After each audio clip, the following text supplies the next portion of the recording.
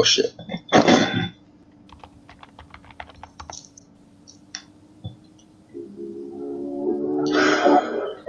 Hey, we're live. Sorry for that. Welcome everyone. Hey, guys, it's Roman B here, back again with another Manchester United 2021 season preview. I'm joined by a host of people from various YouTube channels who are going to introduce themselves. Hopefully, everyone's watching. Hope everyone there's no connection issues or anything like that. So I had a few issues going live, but anyway, welcome to everyone watching. Shout out to people watching in the comments. We're looking forward to having a good show tonight. But I'm joined with so many guys. We're going to be talking Manchester United, season expectations, Jadon Sancho, how is Donny van der Beek going to fit, where Manchester United going to finish at the end of the season, can Manchester United go deep in the Champions League? But before we get into that, I said we've got a lovely panel in front of you guys. So, Tom, do you want to start? Introduce yourself, background, and then we're going to get straight into it. So, Tom. Yeah. I've been in the comments and whatnot. I'm Tom. I come on a lot of G's shows and I go on a lot of United fan channels and stuff. And basically just talk about football and whatnot. I've recently started a new job in journalism, particularly sports and specifically football. And I've been quite busy with that. But when I get a chance to come on people's shows and everything, talk about football, it's makes me very happy and everything. And I meet new people every day. So Hi, my name's Richard. I started my YouTube channel late in the summer called Rich Sports. It's mainly Manchester United content, so I'm a massive Manchester United fan. But I'm quite a fan of American sports. I've got some NBA content on there and hope to do some NFL soon. Okay, how's guys? I'm Stephen, sports journalist from South Africa. My channel is Forever Red Devils, and we're part of a bigger fan-based website called Forever Sports. So we've got Forever Red Devils as our biggest YouTube channel, but we also now have Forever Football for more general content. And just a massive United fan who decided that I would share my opinion on with the world. Yo, what's good? I'm Chucky from United at the Wheel. You might have seen me before. If not, what's good? I'm Chucky from United at the Wheel. That's the name of my YouTube channel. Just general United stuff. Talk about other people, but I don't care about other teams. I care about United. You don't know. Anyway, take it away, my man.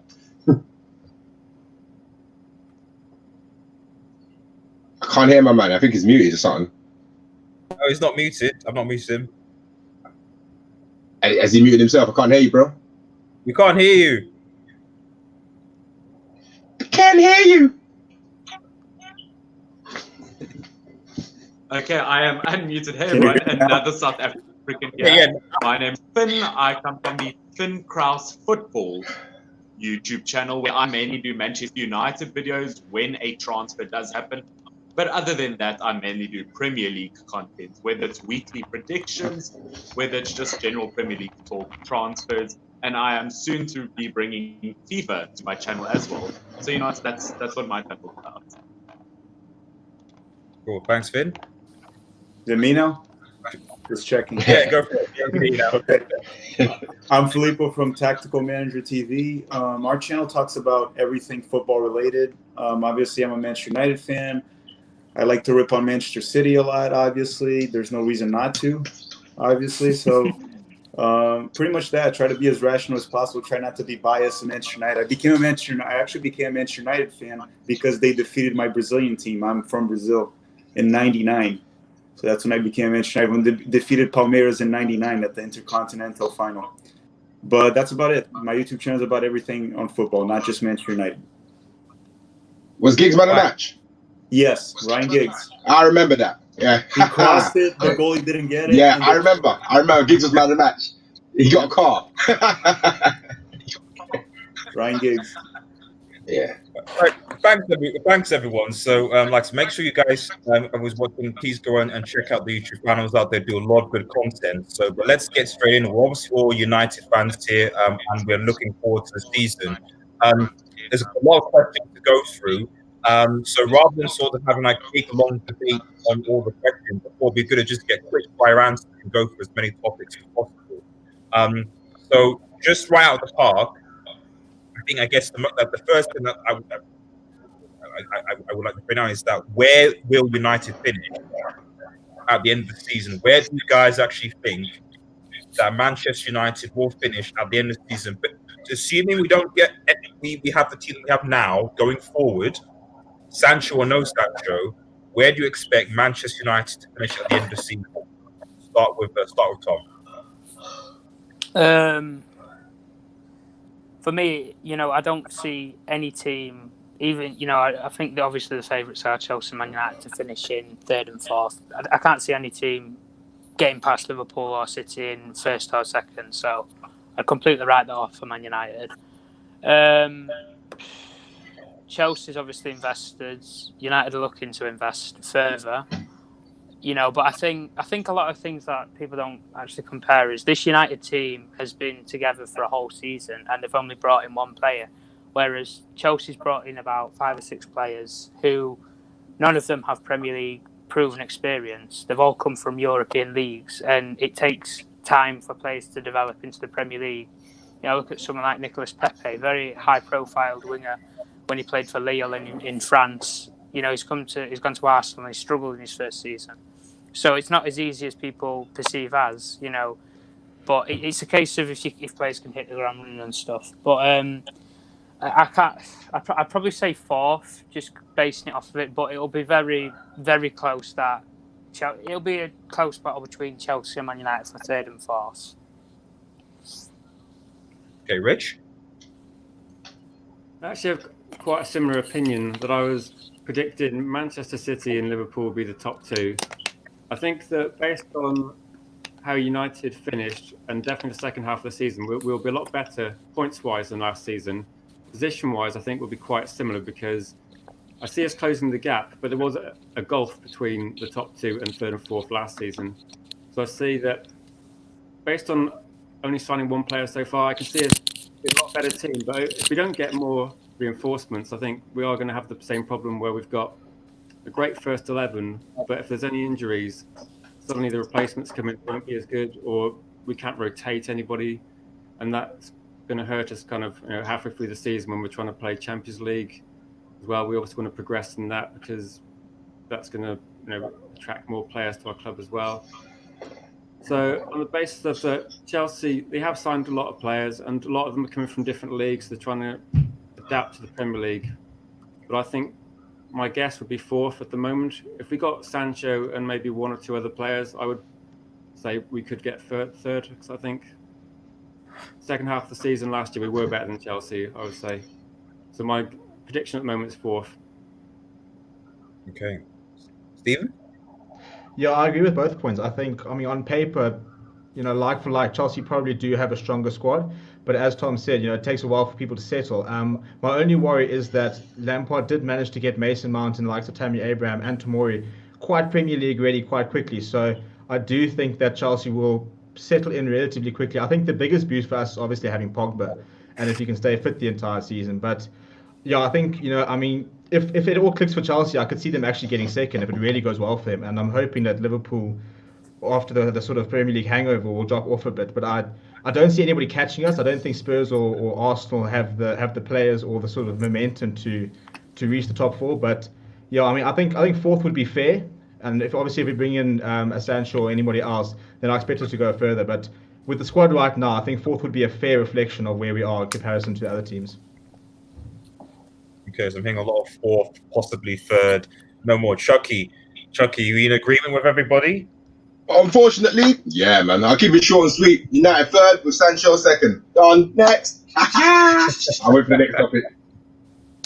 I agree with everything you all said. It's quite obvious, yeah. My turn. So yeah, man. Yeah, go on. So I also agree with everything they said. Just wanted to add a couple things. I think Manchester United will finish fourth this season. I think Chelsea did upgrade. I know they'll take some time to settle in, but they already had a solid team last season. So I think Chelsea would be ahead of Manchester United. I hope I'm wrong too. I hope Manchester United finishes first. I hope I'm wrong. The thing I see with Manchester United right now is they need to develop an identity to play right now, and we don't have that at the moment. For example, we have a right back that is an amazing defender, poor offensively. We have a left back that's the complete opposite and constantly injured. We probably need a left back that many are not talking about. We need a center back. We need JADON Sancho maybe up top, even though Mason Greenwood can do as well on the right. I think it's going to be fourth, and I think we're maybe a year or two away from being what we expect from Manchester United, which Manchester United should always be a title contender in the Premier League, no questions asked. So, but I'm going to go fourth this season. Okay. Lastly, Finn. Okay, so in terms of our positioning, to me, I almost have that fourth place fixed in, just in terms of as we've all said together. When it comes to Man City, Chelsea, Liverpool, I can't really see us beating any of them. I mean, if I could say that we could beat any, and it's not a biased United thing, but Liverpool's probably the easiest team out of those three to catch in terms of the team quality. If Chelsea, obviously, if their team actually clicks together and if they work well together. But as I said, I think fourth place, I think we'll get nailed down because, as you guys said, I don't see Arsenal catching up with us after the season they had last season. We'll have to see if their new defenders or whatever work. Spurs, I don't really see catching us either after the season they had. Wolves, maybe a bit iffy. They do need to maybe strengthen their midfield. I mean, the closest team, in my opinion, that's going to be to us in terms of competing for a top four place is maybe Everton if their signings work out. But at the end of the day, if we do want to get further than top four, we do need to make that big signing, that expensive signing of maybe Telles in the left back position or Pumacano or Sancho, someone to break into top three. But otherwise, I would say we have top four nailed down. Okay, fair enough. So it sounds like everyone has just general consensus. I think that everyone almost agreed, like that fourth is probably the expectation. Third, maybe at a push, but I don't see anyone really think that United are going to really close the gap on Liverpool or Manchester, presumably Liverpool or Manchester City. We'll come. Whoa. I was just saying, we're going to close the gap. I just thought we were going to get there. So, like, so you're saying that, like, the point gap won't be as much, but we're still going to be 100%. Listen, we're not going to have such a poor season points tally as we did last season. There's a lot of factors that came into last season, as in, it might sound like doom and gloom, but I'm just being realistic. And then the points tally I'm talking about would have probably, the points tally I think we're going to get the season coming, it would have probably got a second last season. But it's not just a case if you ask about where we are going to be in position in the table, but as far as closing the gap on Liverpool and closing the gap on Manchester City, I feel like we close the gap on City already, I feel. Like, and closing the points gap on Liverpool, definitely. I don't think Liverpool nor Manchester City are going to be getting those sort of points again because the rest of the league is somewhat stronger. I mean, there's a lot more points to be shifted up from other people here, there, and everywhere. But final position won't be good enough, but we will close the gap. That's not what I'm saying, personally. I agree. I don't think anyone's going to go over 90 points this season. Do you have an agreement? Do they think no team will go over 90 points this season? I don't think so. I doubt it. No, I agree. I just think that the league was so poor last season with so many teams in sort of a transitional phase. You look at the Chelsea and the transfer ban. We also obviously losing Pogba and didn't have squad depth. Arsenal were a bit of a mess. Spurs also, I mean, after the Champions League, didn't know what was going on. Everton have been off the pace for a while. So I think a lot of teams are just a lot better positioned. Even the Southampton, who started playing really well this season. So I think that, I think it was only Burnley that took a point away from Anfield this last season. Whereas I think this coming season now there are a lot of teams who can force results. So I think the top teams will drop more points. Wolves, Sheffield, you forgot those two teams too. Yeah, look, I think Sheffield drop off a bit, and Wolves is a tricky one. Wolves will come down to if Traore and Jimenez can do what they did last season. Ashria Katana is basically helped me to transition to the next question, which is when Sancho signing for United, and that's basically the next sort of the question I thought built the panel. Are Manchester United? Do you guys think that Manchester United will sign JADON Sancho by the end of the transfer window? Be honest. We post videos and we have the conversation. But be honest, hand of heart, do you think that United will get this deal done? Or will it be like a Bruno Fernandes where it'll just be done, next season? Tom, since you're a transfer expert, why don't you start us over?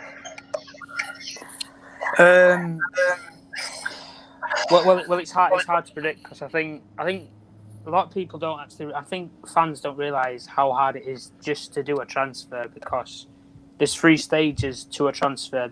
You've got the player's got to want to move to the club.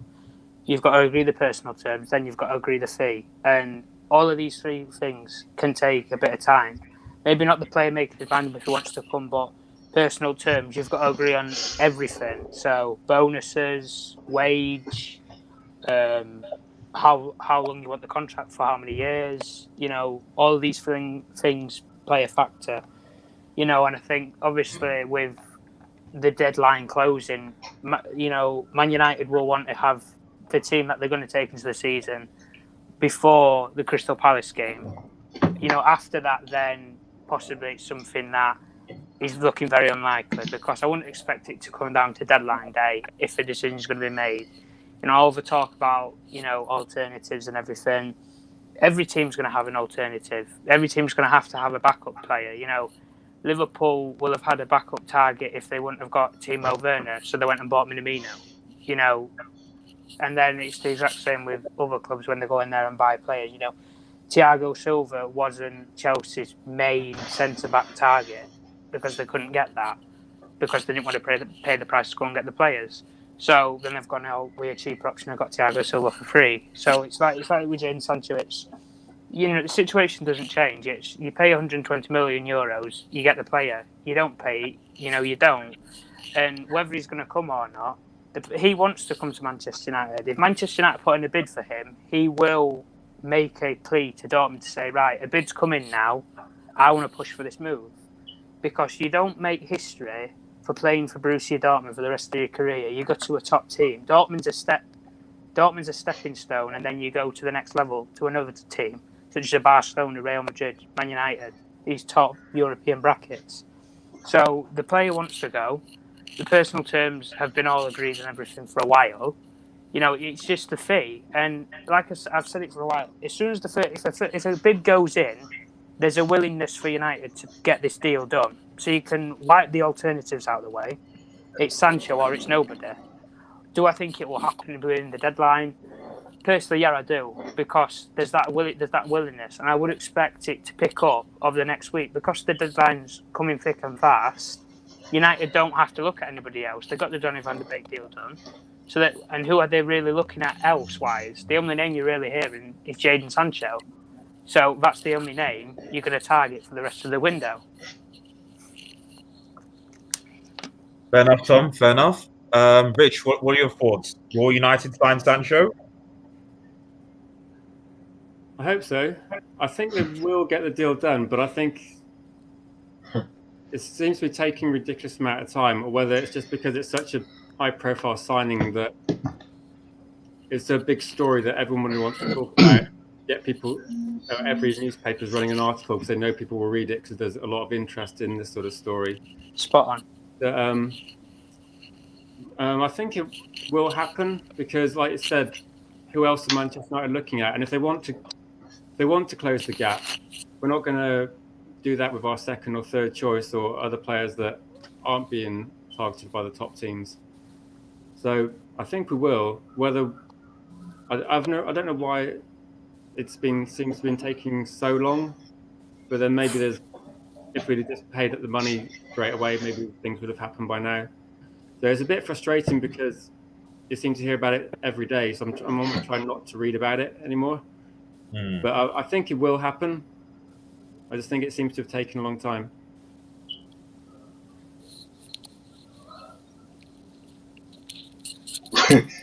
Good, yeah. Anyone, Stephen, Chucky, whoever? Yeah, I think you get the feeling it is going to happen. I mean, lots of people are commenting on my channel sort of saying that 14th of September is the date, mark it down, that's when it's being announced, thank me later. So I'm not sure where they're getting that from. And hopefully they're right. Hopefully they know something that we don't. I just think that, I get the sort of feeling that United could be at a sort of stage where in the past we've always tried to sort of, not back down. In the end, all we do is eventually just pay whatever sort of the fee is. And you sort of get that sort of idea with Sancho that, this is what we want to pay, this is what Dortmund wants us to pay, and we're going to delay. But I think it's going to get to the stage. And I think this next weekend could be, if we haven't signed him by next weekend, it could be a key thing. We go and lose to Crystal Palace, and that could be the last sort of straw to just pay the money. But I do think that we try to delay it to try and see if we can, for once, not back down. But my gut feeling says that we'll get to the end of it and we'll pay whatever they want, and we'll end up dropping plus £100 million, and he will come in. But I am leaning towards us getting him as opposed to us not getting him. Are we getting Sancho? Yes, we're getting Sancho. What's all this noise about otherwise? You know what I mean? It's been going on for so long. As far as how long it's taken, let's be realistic. It's not actually taking that long. Look at it this way, right? Why do you want players coming to your club early, right? You want them to come into early for integration. You have integration meeting the other players, integrate into the team. You have a pre-season. Manchester United do not have a pre-season. Don't forget that. JADON Sancho has just finished playing international football. He's not lacking fitness. The transfer window is open for another month. Manchester United averagely take 2 months to make a marquee signing. We're still a week in. That might have something to do with next week being 14th, as you said over there. That may be where the rumors coming from. That will be bang in line with averagely how fast we make transfers. We're getting blinded by all this Chelsea activity, which they need to do, by the way. Chelsea need to do that. That's making us on the other side think, oh no, what we're doing, what we're not doing. As far as complications in the Sancho talks, that I've heard all sorts of things, and the only thing that's made sense to me when I look at it as if it was my own pocket. Say, for example, you quit your job this week. If you quit next week, your job's going to give you £1,000, let's say, which is £1,000 if you understand in translation for anyone else. Are you going to quit this week and not get your grand? Are you going to quit next week and get your grand? You're going to do it next week. You're going to get your money. That's 1.5 in incentives from Dortmund. I think one was for playing for 10 games for England, what have you not. So that's what all things are taking complications in long enough in that sense. Manchester United, JADON Sancho there, JADON Sancho not there. If we're losing to Crystal Palace, we got a problem. You're doing that pizzering where you're supposed to be French frying again. You're gonna have a bad time. We shouldn't be losing to Crystal Palace with or without JADON Sancho. So I'm not worried in that aspect. JADON Sancho coming in today, tomorrow, or next month, really for the grand scheme of Manchester United season, ain't really gonna make that much difference if we look at it. We're getting caught up in semantics because we're butthurt as fans because we keep getting hurt by other fans talking crap in our ears, telling us we ain't doing this, we ain't doing that. I feel that we're gonna get him. It might feel like it's taking a long time, but really it's not. That's my opinion. But anyway, not a popular one as far as in it's not actually taking that long time. But as far as getting him, yeah, we get him. That's what I think.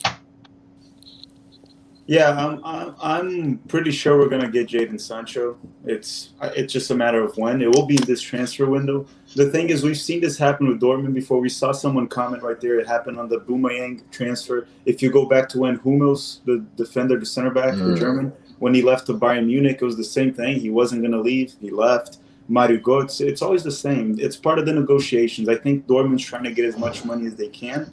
Right. But JADON Sancho already agreed to Manchester United, and he made it clear he wants to go back to Manchester. I believe he played for the Manchester City Youth Academy, something like that. Yep. So he wants to come back to Manchester. He wants to play in England. It's good for Manchester United because he's a super talent, great player, homegrown that we need for the team always. But Dortmund's going to try to get as much money as they can, and they want to put the pressure on Manchester United. But by the end of this transfer window, we'll have JADON Sancho, and I hope we have another piece along with him, hopefully a center back. So I'm going to mix in. There you go, Finn. Yeah, I tend to agree with all of you guys. I think it's accumulated from what we've all said. Whether JADON Sancho is actually the player we need, I don't actually think JADON Sancho, whether you guys agree with me or not, it might sound a bit controversial, but I don't think he's our priority signing. I don't think that right wing is our main signing because from what I saw last season, and obviously it was a different story when last season began, but I almost think Mason Greenwood could do a decent job in that right wing position. I think he proved that this season. I'm not saying we don't need a new right wing. Of course, I think JADON Sancho will just bring extra quality to the squad. Along with that, then we have the caliber of players like Daniel James, and we have the caliber of player like Mason Greenwood on the bench. And squad depth, I've said this many times on my channel, is really important to making a really, really good team. But in terms of, do I think JADON Sancho will join? Well, I think it's a bit of a chess match of thinking a few steps ahead because a part of me really does say no, especially because I remember 2 or 3 weeks ago, apparently it was announced that we got JADON Sancho and we were waiting for that Friday to sign him, and 3-4 weeks later, we are still no JADON Sancho. But I think at the end of the day, we probably will end up getting JADON Sancho because, as you guys said, I think it was Tom who said it, I don't see him being at Borussia Dortmund his whole career, unless Borussia Dortmund is that team that starts winning the Bundesliga season after season, which I think Bayern Munich's in a very strong point and they're at the moment with their team, and I don't see that happening. So, you know what, I don't see him staying at Borussia Dortmund for too much longer. And in terms of teams he can move to, I really only see United. Because when it came to transfers in the previous window, the only two options really were United or Chelsea. And after Chelsea's spending spree this transfer window, I don't see it being Chelsea. And I think we can all agree when a transfer is painful for United fans, when it's tedious, when it lasts weeks and weeks and weeks, we know it's real. A transfer is never easy for United when it's real. And because it's so painful to get this transfer done, I think it's going to end up happening. Fair enough. I mean, I actually sort of disagree with the sentiment that's been actually said in that if getting Jadon Sancho, and I've said this on a lot of my videos, means that I guess we're putting all our resources in getting Jadon Sancho, that we're not addressing other areas. There is an argument to be made that, do you delay getting Jadon Sancho till next summer, get a 12-month loan for someone like Ousmane Dembele, for example, and strengthen other areas? Because say what you would about Chelsea, they fixed 6 or 7 of their key areas in one transfer window. They need a striker, they got a striker. They need a right winger, they got a right winger. They needed another midfielder, they got another midfielder. They need a defender, they got a defender. They need a keeper, they got a keeper. They've got a left winger. Yes, it's ridiculous. Yes, they've got the money, but they still managed to, by being tactful and being shrewd, get the signings they were going to get. And my fear with Manchester United and when we handle transfers is that we get so consumed by trying to do one major signing that we don't think about the greater the greater need to sort of strengthen the whole squad. Is that a reasonable viewpoint, or does anyone have anything to say about what I've just said? No, I get what you mean. I think you're trying to get, as in think of the bigger picture. Really, there's bigger positions that might need improving, not just one. But I get what you mean. I think over the course of the season, if you didn't sign Sancho, but you got a left back, you got another central defender, and a couple of squad players, over the course of the season, that would probably give Manchester United a better season.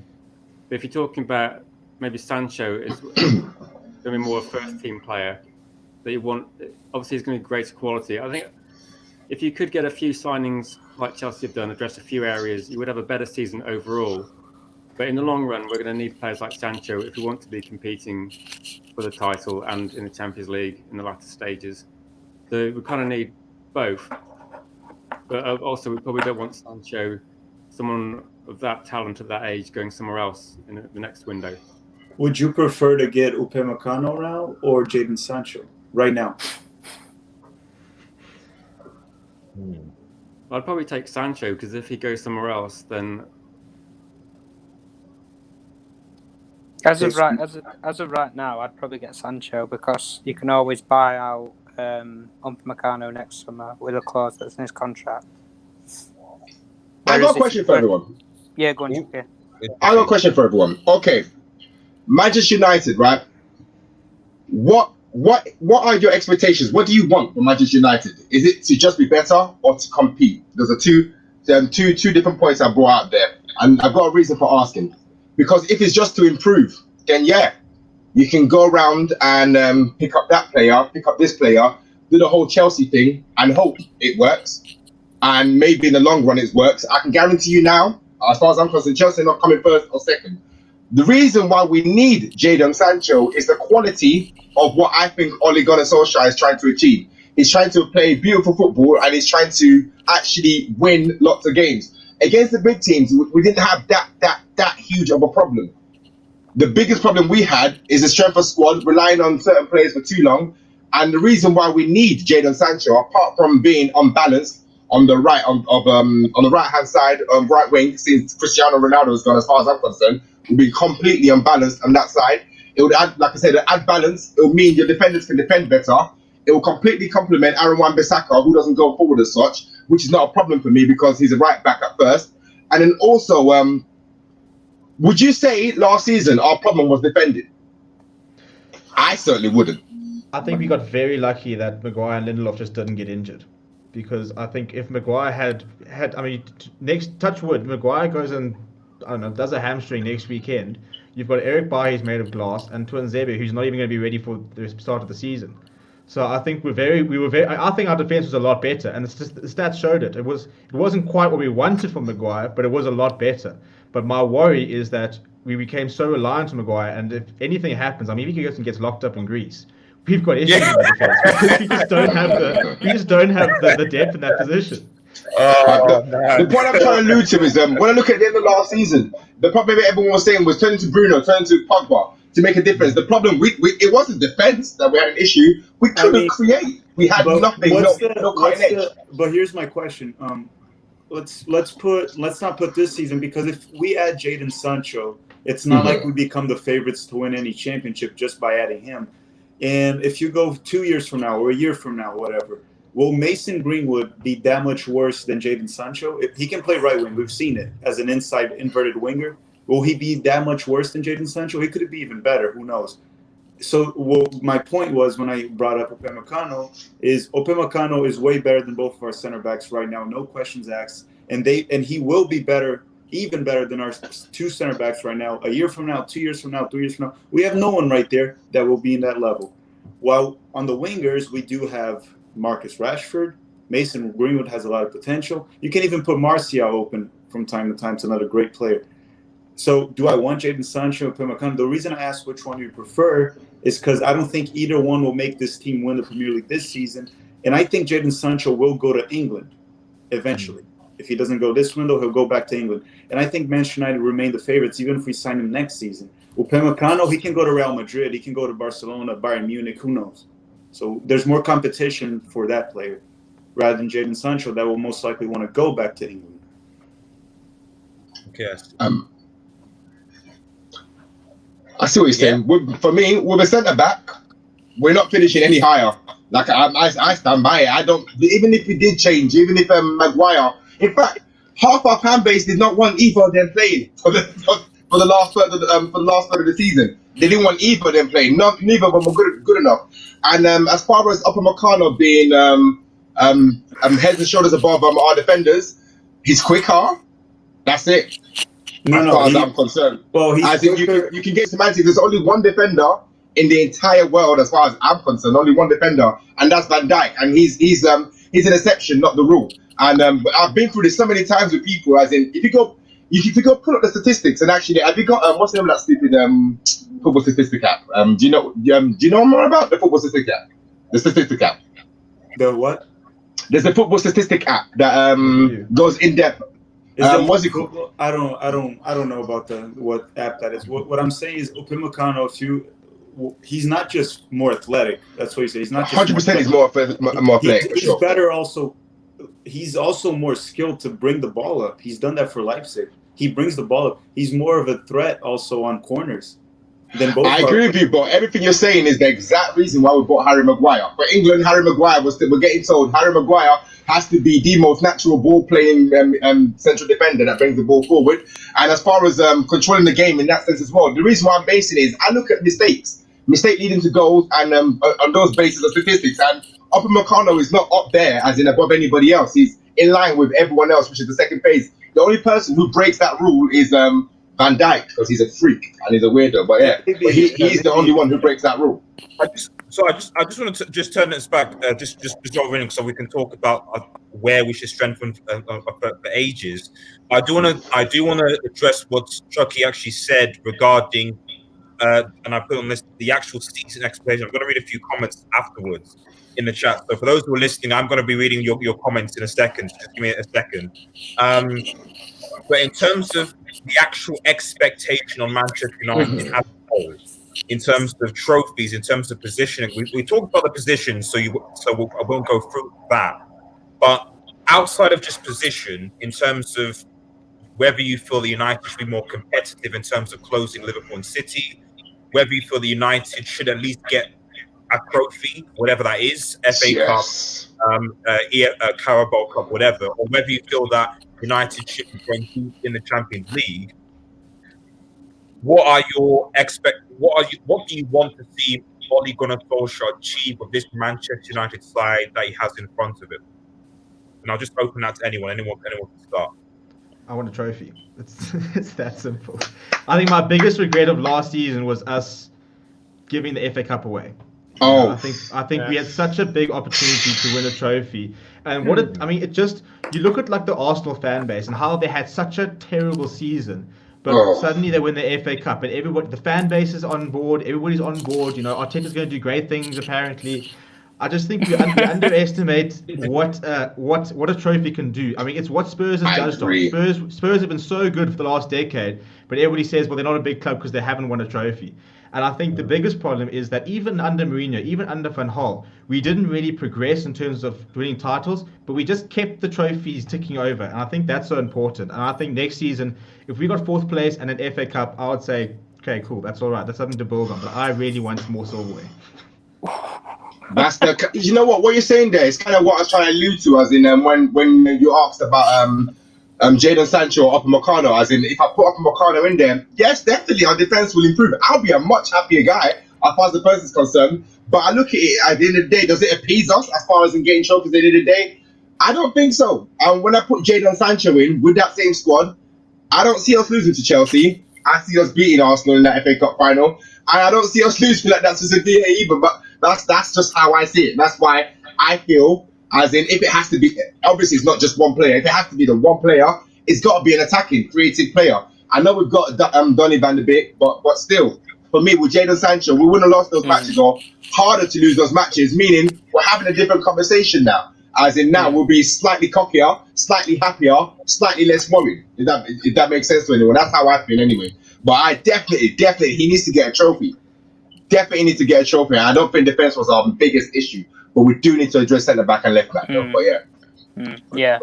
Just as a comment before I go into guys, per minimum requirement should be to close the gap significantly within 10 points of winners. However, with our current squad, I expect us to fail this requirement, and for me, lack of spend is no excuse. Fair point.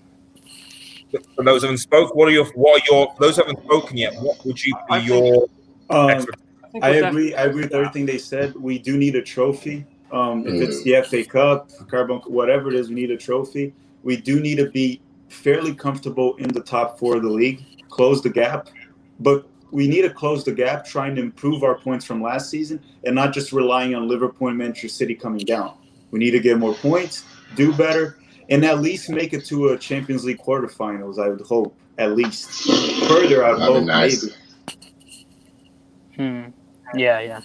I moved to Champions League quarterfinal with Tahith Chong, Greenwood, and Ghana against PSG. Remember, and if everyone remembers that night in Paris, So if we can do that,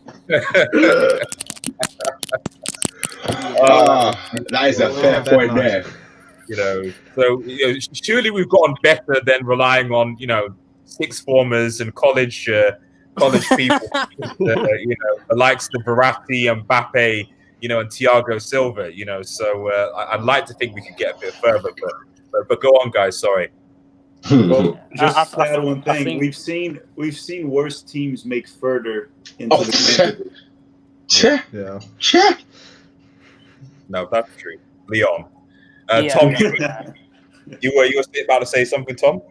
Yeah. Well, like I said, I think the main reason was we got to 3 semi-finals and we didn't win a trophy.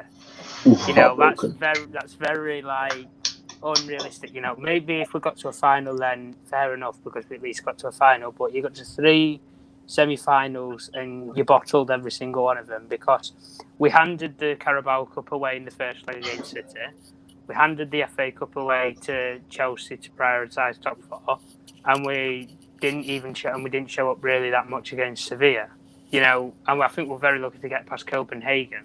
So it's a case of we're obviously expecting big things, and I think top 4 needs to be nailed down because last season it was a case of top 4 was open to pretty much anybody. You know, nobody expected, say, Sheffield United to have been in the mix, you know, and Wolves to have dragged it that close. But obviously, there's, you know, it was like a 4-horse race between Tottenham, Man United, Chelsea, and Arsenal for 2 places. And Leicester. this year, and Leicester, yeah. But I think this year it's a case of you got to just nail down the top 4 permanently. That's the step up because you're not challenging for the top 4. You're nailing it down straight away. So then you can prioritise winning the trophy. And I think the season that Arsenal had, for example, they won a trophy, but they didn't qualify for the top 4. And if they didn't even win the FA Cup, they wouldn't have even been in Europe. So that would have been a bit of a blowout for Arsenal. Yeah, I would rather had our season than theirs in that strange sort of way. I hear what you're saying there, man. Yeah. But like even you without a say, trophy. you need the Champions League. You need the Champions League.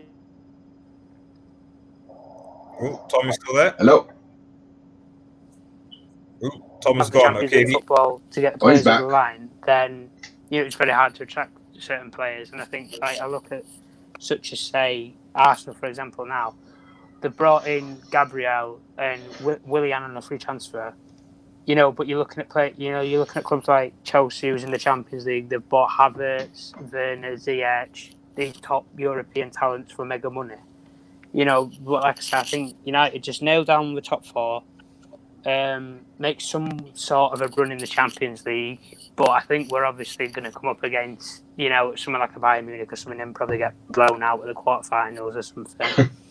And you know, I think the prioritisation is the Carabao Cup and the FA Cup, you know, but it comes down to squad depth. I look at someone like City. City have the players to go for all competitions. Liverpool, not so much. That's why they only prioritise, say, 2 competitions, say the Premier League and obviously the Champions League. But I think it's just a case of get the top 4 and get a trophy by all means.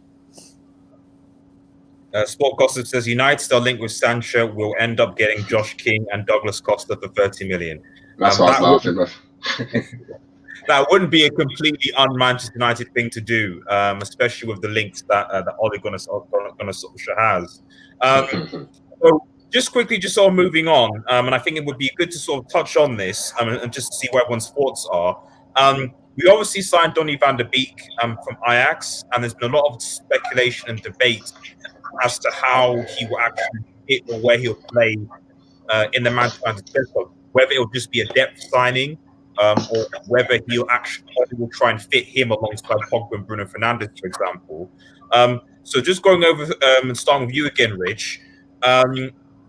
How do you see Donny van de Beek fitting in the United system? Is it more of a squad player, or will Ollie try and fit him in as a regular starter?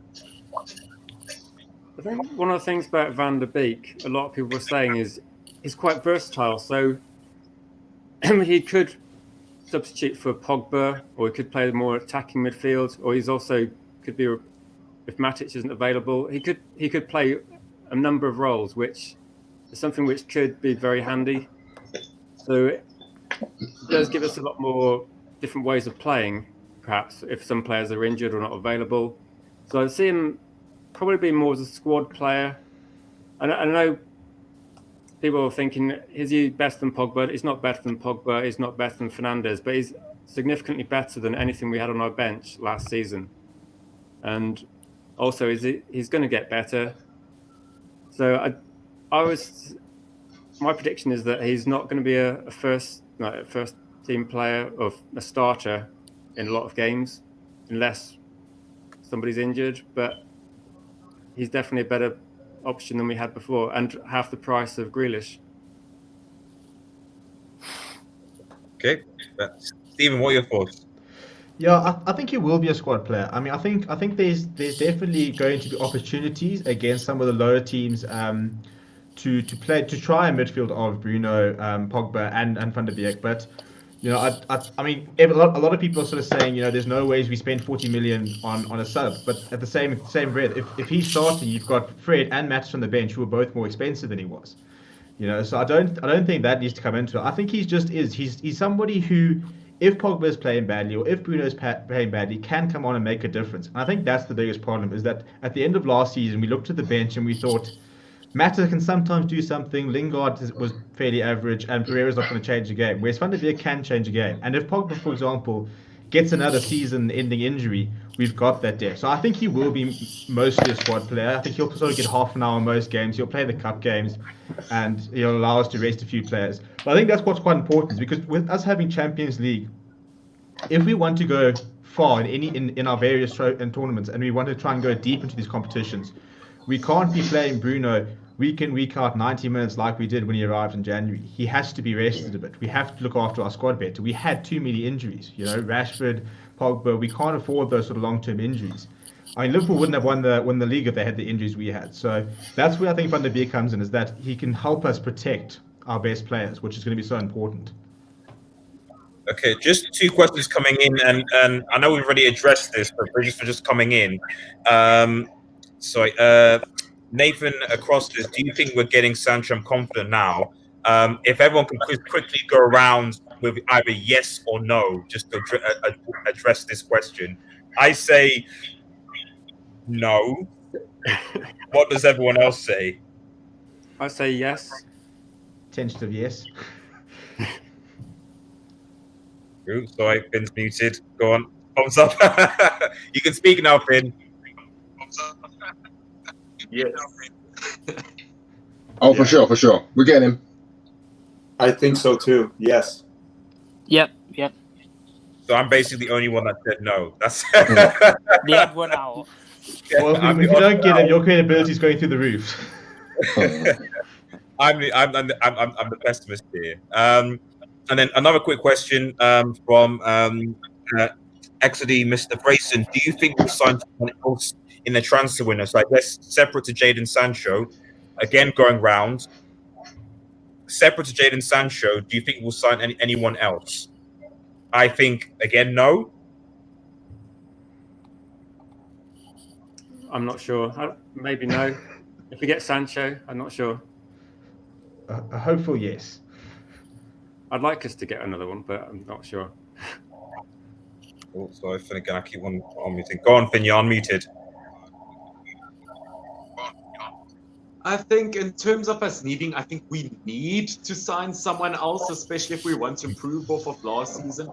But in terms of do I actually think we're going to, I don't think we're going to. I think we're actually going to spend all our time on this. Okay. So is there a general consensus that probably Sancho is a yes?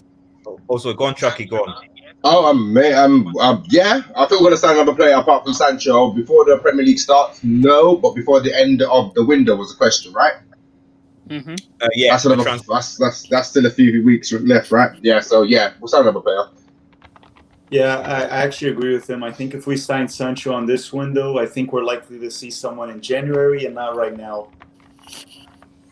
Yeah, I think we'll sign somebody. I agree with Chucky. I think we'll probably get Sancho, and then towards the end of the window, it'll be something like we did with Agallo, but probably a different and more high-profile player. Likely left back. We're linked with 2. Is there anyone else, just quickly, that hasn't spoken about how Van der Beek will actually fit into the Manchester United system? I'll speak. I think it's a case of obviously we need to protect the better players. Pogba might not play the full season. Fernandes toward the end of the season looked burnt out. When I think towards the beginning of the season, it was terrible. When we actually look at the front line and stuff, we were relying on something. Who was it again? I think we got down to Daniel James having to play striker. It got that bad because we didn't have Rashford, we didn't have Martial at the time. Greenwood, we didn't even really make him a regular starter at the beginning. I think the game's caught up with a lot of the players. Fernandes, since he's come in, I don't even think he's had a break. I think he's played at least some minutes in every game. And obviously that's not a good thing, but obviously such as Van der Beek, with him being versatile, I think if we do get that injury in the midfield, he's going to probably be the first midfielder you're going to rely on. And then you'll drop back to such as McTominay and Fred. So I think he's jumped the queue in terms of the pecking order if he sits on the bench. But I wouldn't expect him to start. But he'll be rotated between all three midfielders that we'll use, whether it's Matic, Fred, McTominay, Pogba or Fernandes. He'll rotate him via any position. Finn, I'm just going to meet you now. What are your thoughts on where Donny van de Beek will fit? I think he's probably going to end up fitting in like a rotation player. I mean, look, I'll say this. I am actually, for the first time in a long time, very proud of how our midfield looks. I mean, if you just look at the depth we have now, I mean, if you look at Bruno, he's probably the most likely to be the guaranteed starter, although we should really rotate all three, dependent on form. Pogba, probably along with Bruno, most likely to start as well, but even he's a bit suspect as of late. But whoever the third midfielder who plays with them, that's probably going to be the rotation player, whoever it is. And I think we've got lots of depth with that, whether it's Matic, Van de Beek, Scott, Fred, whoever we end up putting in that spot. And I've said this quite a few times on my channel, but I think Van de Beek, although a season or two later after selling him, is the perfect under Herrera replacement. Although under Herrera didn't play in absolutely every game, he was that kind of player who had fantastic rates in attack, in defense, and his main job wasn't to get lots of goals and assists, but to win the ball back in a defensive or an attacking area, wherever he was throughout the pitch. And I think that's what Donny van de Beek can develop into, not necessarily always a starter, not necessarily always the goal scorer or assist maker, but a player who makes his presence known and that wins the ball back to string the plays together. Okay, no, fair enough. Anyone else just haven't spoken about Van de Beek? I don't really say I speak too much. I'm trying to keep my mouth shut a little bit today, but I completely agree with what you just said, my man. As in, basically, Herrera comparison. That's something that I made myself, but I took it a step further. He's like Herrera, but better. Herrera had a little bit more experience in that sense, but Van de Beek has got more about his game than Herrera did at that point. Herrera will look slightly different now, obviously with experience. What people don't realize about Donny van de Beek is I say his name wrong. Apologies anyone who's out there thinking say his goddamn name right. So my man R Donny, the problem with R Donny, we're gonna find with R Donny is he's a lot more aggressive than people think. He's actually quite an aggressive player. He loves the tackle and he's not scared to put his head where it hurts either. So it's similar to Herrera in that aspect. But where he's gonna fit in, much like everyone's saying in that aspect. But if you're also trying to play a system where you got a flat three in aspects, he'll fit in very, very, very, very well there. If Ole Gunnar Solskjaer wants to do that, then you can get the best out of Pogba in a sense, which is more similar to what Pogba was doing back at Juventus in that sense. But Van de Beek can play anywhere, and he's good at playing defensive and midfield as well. Maybe not as a standing there and just destroy things, but he can also create from there. And also, everyone knows attack can be the best form of defense. If they can't get the ball and he's creating a problem from deeper, well, there's not much turnover for him to defend either. So I don't know what you guys think in that aspect. Well, I agree with everything you guys said, but what I think Van de Beek, essentially he comes in as a rotation player. That's what I've been picturing at least. But I can see maybe Solskjaer trying throughout the season to put Bruno, Pogba, and him together and see how it goes. But I don't think that's the original plan, but I can see him trying to see if it fits. Just one more thing to point out as well. Van de Beek, outside of Pogba and Bruno Fernandes in around the midfield and attacking area, he's probably one of the more intelligent players. He's smart. The problem with Jesse Lingard and the problem with Pereira and those guys, it's not necessarily just talent. It's the same thing with Dan James. When you see Dan James go forward, he gets to the final third and runs out of ideas. Football IQ needs to go up a little bit. Van de Beek, he's got football IQ in abundance. He's been eating football since he's been a young guy. So I think he'll be able to adapt into what you're saying there. So Ole Gunnar Solskjaer trying out different sort of systems. Van de Beek he'll be perfect to fit into almost any system because he's that smart and aggressive. Yeah, 100%.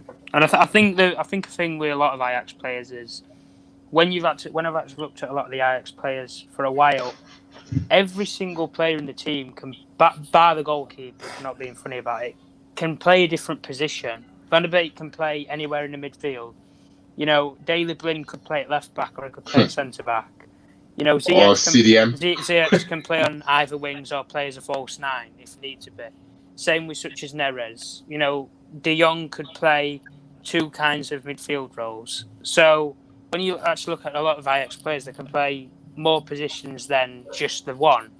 And that's why the price that you pay for a player like Van der Beek, for the price that you've paid for him, and all the qualities that he can bring and all the positives that he's got, it counteracts very, very few negatives towards having him in your team. He's an asset. 100%. Fair enough. Fair enough. So we're approaching hour. One was going to wrap things up. Just maybe two more things I want to address. We actually got through quite a few, more questions like before we would. Obviously, Manchester United are thank God are back in the Champions League. How far do you guys see? Now, obviously, the group stage hasn't happened. We have not had any draws yet, so we don't know who's going to be in our group. Obviously, we know we're not going to be a top 8. The last time, obviously, we were in the Champions League. Ole Gunnar Solskjaer beat PSG in Paris, and we unfortunately lost to Barcelona in the quarterfinals. I think a lot has changed since then. We've now gone back into the Champions League. Barcelona, enough said, really. So, where do you guys see in the comments how far with the squad that we have now do you see Manchester United getting into the Champions League? Over to you, Rich.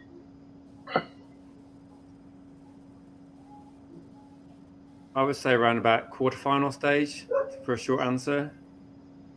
Obviously, it depends on the draw. I think to get to those stages, I mean, last season, when it got towards the business end of the season, we were just trying to get top 4 and concentrate on that. And I'm hoping that this season we'll start off so much better that when it gets to the Champions League, top 4 will be pretty much going to be guaranteed. So maybe we can throw a bit more effort into the European competitions and other competitions.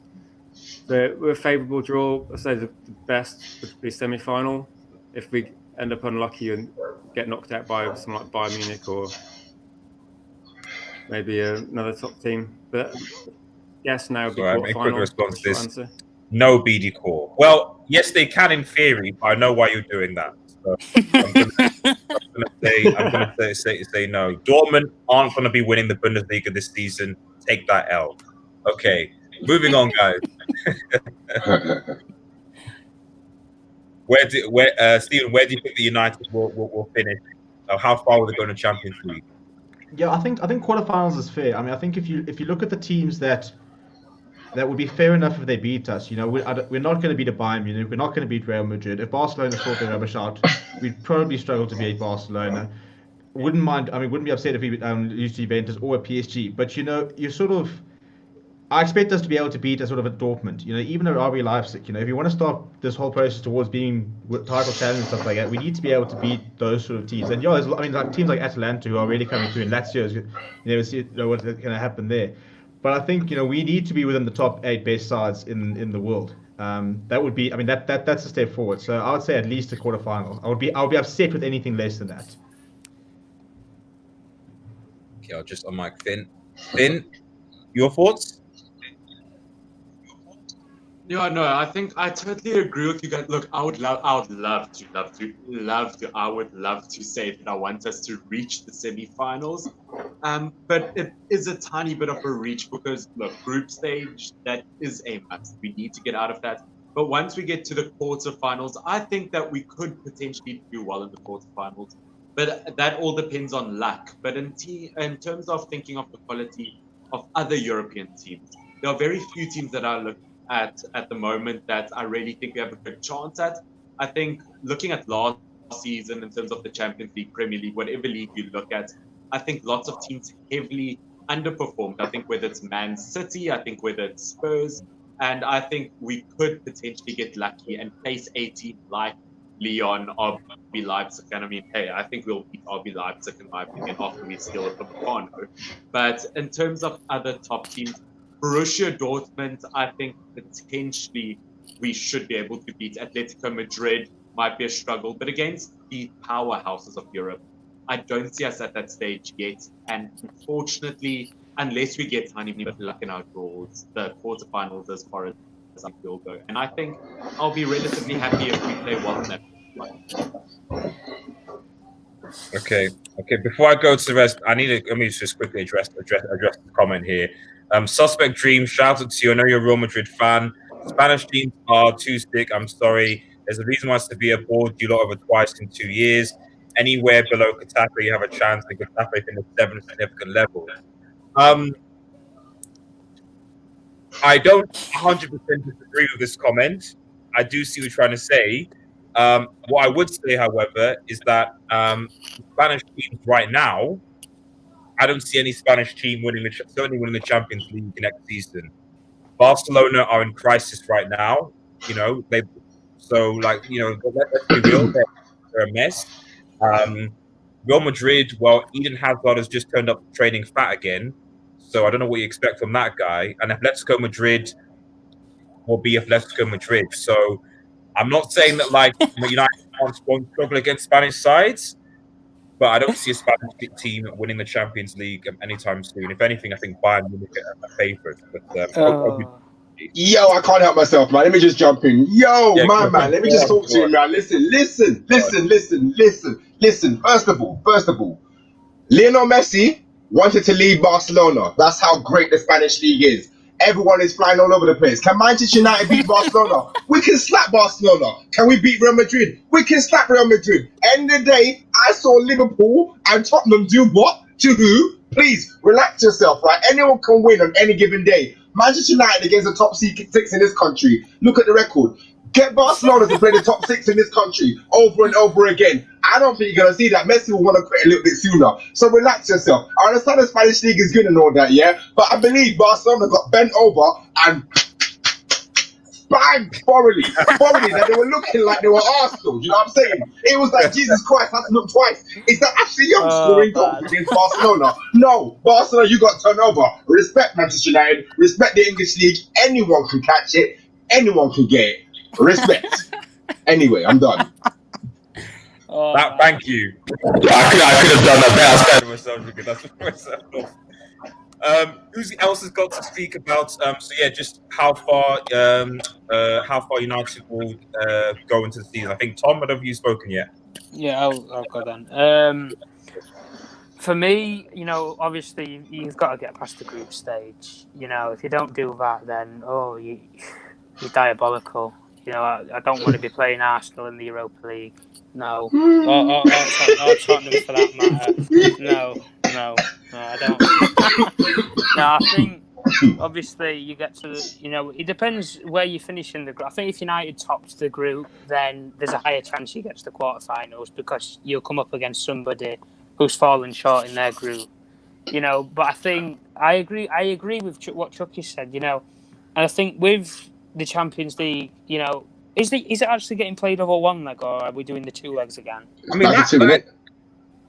Has that been confirmed? I don't know. That's what I'm asking. Because I think if it's one leg, that changes things. It changes things massively. Because I look at Man City. Man City rely on a home leg where they'll take a lead somewhere and then they've got to try and keep it. I look at Barcelona. No, this season is 2 legs. Is it 2 legs? Yeah. Right. It should be. I don't see any reason why not. Well, anyway, I didn't know because of everything that's going on and if there's going to be another lockdown and whatnot. But anyways, like I said, I think for me, I'm going to be a bit more optimistic. I think we can get to the semis. And the reason why I'll say that is, regardless of if we have Jadon Sancho or if we don't, I think we get past the round of 16 because we'll play some knockoff team like Atalanta or something. then you'll increase it. I think on any given day, United will probably get somewhere like Inter Milan. Then you can just go past them, and then when you get to the final 4, you'll get one of the bigger teams. You might get such as Bayern Munich or somebody. But when you take it into consideration, you got to 3 semi-finals last year and didn't win anything. United aren't going to win the Champions League. It might happen, who knows, but it's very, very unlikely. But teams like Monaco and everything got to the semi-finals. When they went on an amazing run, they had to beat difficult teams to get there. They had to beat such as City and Dortmund to get there. So, yeah, it might just fall on the luck of the draw. But who knows? You know, Liverpool got to a Champions League final. Who did they actually play to get there? Nobody. They played Rome, Porto, and some other team. I can't remember who it was. They played nobody to get to the final. You know, and then when they got to the final, they played someone decent like Real Madrid, and they got hammered. You know, so it's a case of you'll get it's where the luck of the draw falls. But for me, you could on any day United can beat a top team. You know, we did it with PSG, and that's even harder going to their place and doing it. United got unlucky in the first leg with Barcelona, and I look at the team from when we played, such as the Barcelona leg, to now. It's completely different. You've got players like Fernandes in there. You've got, you know, Martial firing, Rashford, Greenwood. You've got your defenders, and you're looking to add further to that with such as Sancho. You know, you're only going to cause more teams more problems. So I'm going to say I think United will get to semi-finals for me. Interesting. Okay. Myself, I can't predict where we're going to end up at all in the Champions League. I'm never going to try to predict it. More so for me, like kind of like what Tom said, I don't actually expect to win it. But what I actually want this time around, I want to enjoy it. We suck the life and fun out of every goddamn competition with pressure and all sorts of other things and factors coming into it with media and what have you not. So, but me, I just want to enjoy it. That's the most important thing for me. Next year, I want to see the players who did well last year, your Rashfords you mentioned, your Rashford, your Greenwood, Martial, they're all a year older, a bit more experienced. I just want to see them express themselves and enjoy it. And if JADON Sancho's there, I reckon that he'll enjoy it as well. That's more important for me. So I can't say where we're going to end up because there is a massive factor of luck considered when it comes to Champions League. And also depends on what your season objectives are. I don't mean as in what you write down at the beginning of the season, is what you realistically trying to go for. It was clear to everyone, Liverpool were not interested in anything else apart from the Premier League. Little pussies last season, you know what I mean? But it was clear to everyone. They weren't ready for anything else apart from that. So if we're not trying to get a season like that, I just want to see us enjoy it. That's the most important thing for me next season. Enjoy it. I'm gonna say what I'm here. Sorry, yeah, just before I get you in, mate. But you can answer this actually. We struggle badly with press when we play out the back. Do you think a holding mid and not having left-foot defenders is a big issue here? For me, the holding mid is a big issue. I think, of course, the saying is that is it the holding mid issue? To do with left foot there. Yeah, because you need that quality. You need that shielding. Exactly. Like, I look at when teams press Man City, when say Fernandinho's at CDM, doesn't work. You know, same with Liverpool with Fabinho. When you can't press within that, doesn't work. So, yeah, and obviously I think that's a position such as Matic aging.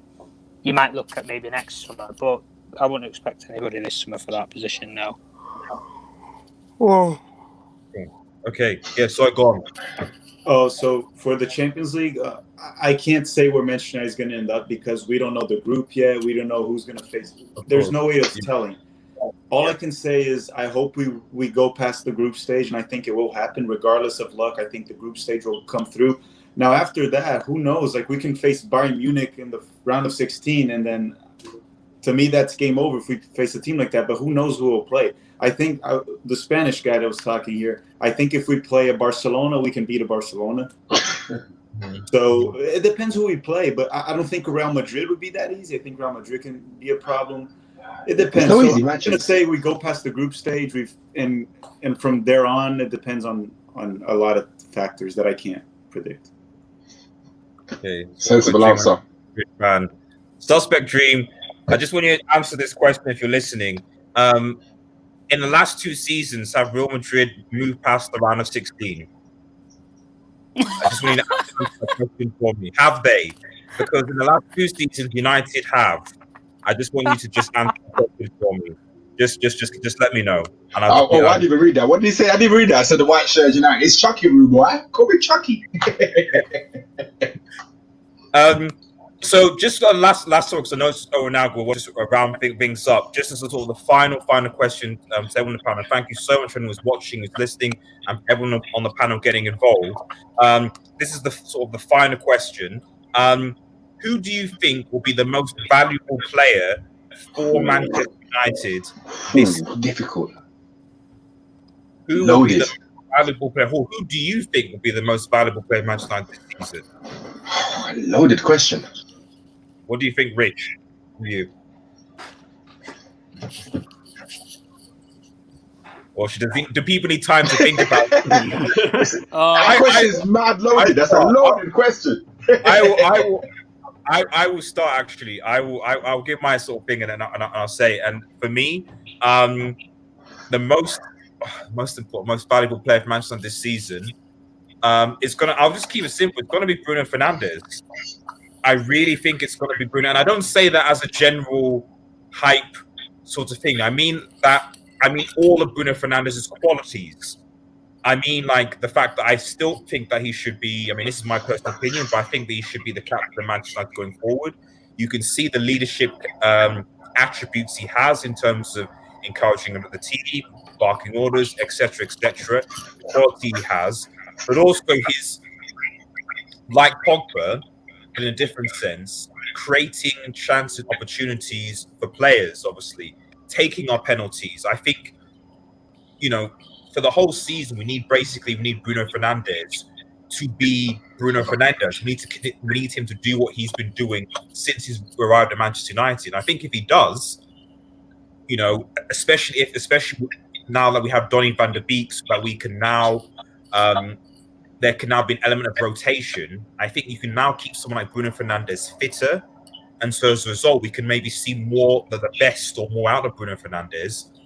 And if we get the best out of Bruno Fernandes, we could even see us closing.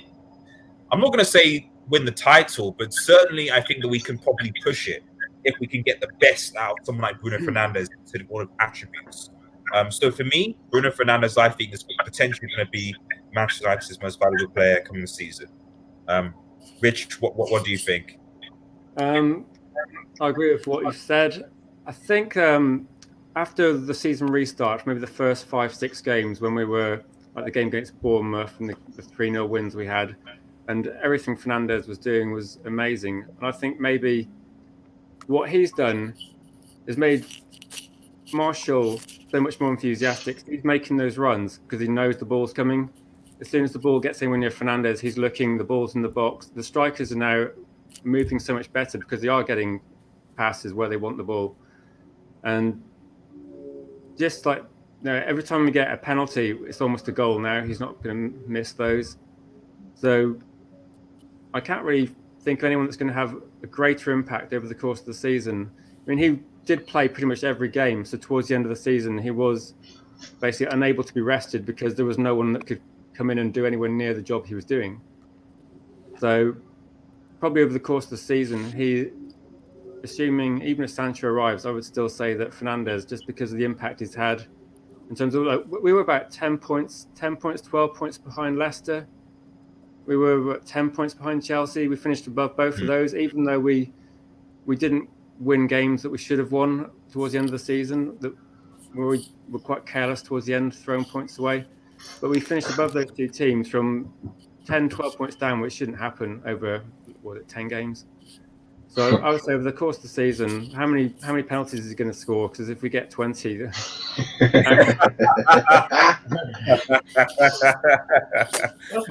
the same as that's a striker right there, isn't it? 20 goals and all the chances he's going to create. Greenwood's going to have an extra year of experience. He was maybe brought in a lot more than we thought he was going to get used because of the injuries early on, and because he scored every time he touched the ball. So I would agree with you. I would say Fernandes over the year. Stephen Chief? Yeah, I'm going to make a big call. I think this is going to be the season we're going to see the best of Pogba, and I think that if he can stay fit, I think that in this sort of new role with Fernandes playing further up the pitch, we're going to see a whole different type of Pogba. But I think he's ready to take that sort of responsibility. And I think stats-wise, he's not going to get the assists he got. He's not going to get the goal-scoring season he had 2 seasons ago.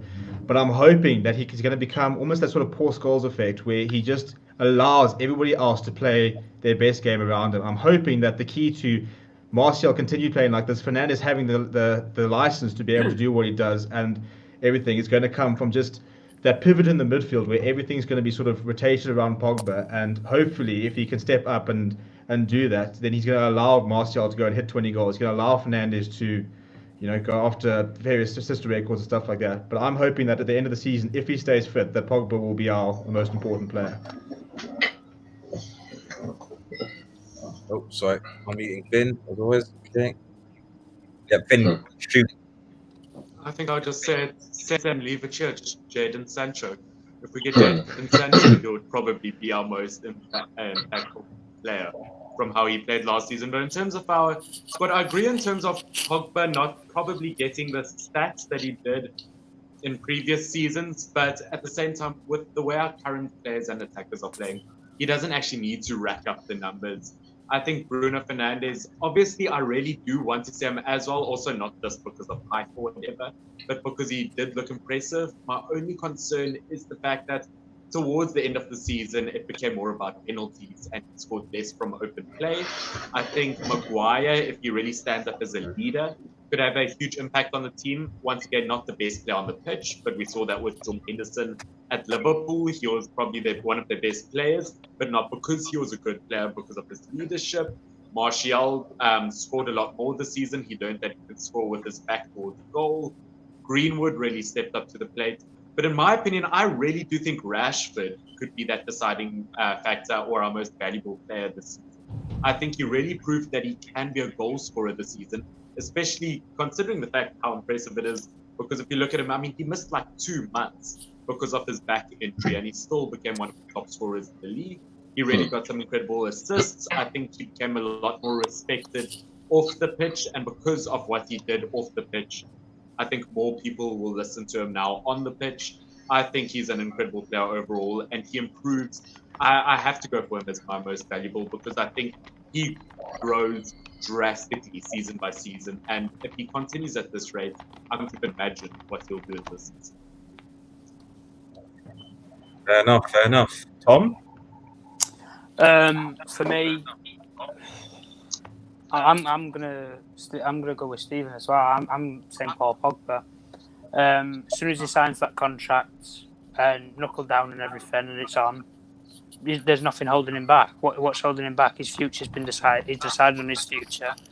He's playing with better players. And I think the Van der Beek thrives. I think Van der Beek's going to thrive Paul Pogba because if I'm not playing well enough and the manager doesn't think I deserve to play, there's a player who's just as good as me, sitting on the bench, just as hungry as me. And I think we've seen Paul Pogba's qualities, but we've not seen it consistently. But now the team's obviously developing and players play with better players. Paul Pogba, when he came to Manchester United, it was probably the only shining light. He was the only player you could have probably classed as world class, maybe David De Gea as well. But now when you look at it, there's other players that are world class. Fernandes is in that category. Martial, for me, probably with the way he's picked it up this season, is in that category. Getting picked for France ahead of players such as Griezmann and stuff. But I think for Pogba, just have a full season where he doesn't have any injuries, and you'll see the best of Paul Pogba for sure. Because when a player has these knockbacks and has these injuries, like I look at Mane and Salah hardly get injured, and they have excellent seasons. You look at Henderson only got an injury towards the end of the season, which kept him out for the rest of the season. That was it, and it was only a week left of the season, and he's had an amazing campaign. Kevin De Bruyne, another example. Kevin De Bruyne didn't even get injured, and he comes in with this massive vibe. And I think obviously Paul Pogba, because the pressure isn't on him anymore. It used to be Paul Pogba's your only hope of creativity. Now you've got other options. You've got Fernandes, you've got Pogba, you've got Van der Beek. Greenwood can make some magic for Martial and stuff. But it's a team now. It's not like we've got an individual. And I think this is why I've stated this for a while. We've not just got a team of individuals. We've actually got a team. It's not just one player on their own. Fernandes, every player in that team is a team player. The players that were in that team under Mourinho, I wouldn't have said one of them were a team player because they looked like they were just playing for the paychecks. That was it. Now it's a case of they actually want to play well, they want to win trophies. And that's why you're hearing all these things about players like oh well, the plan is we want to win trophies, we want to, get to where City and Liverpool are, challenging for titles, and then in the end of it, winning the bigger trophies, say. But for me, I think we're going to see the best of Paul Pogba this season. Jackie. Okay, most valuable player, MVP.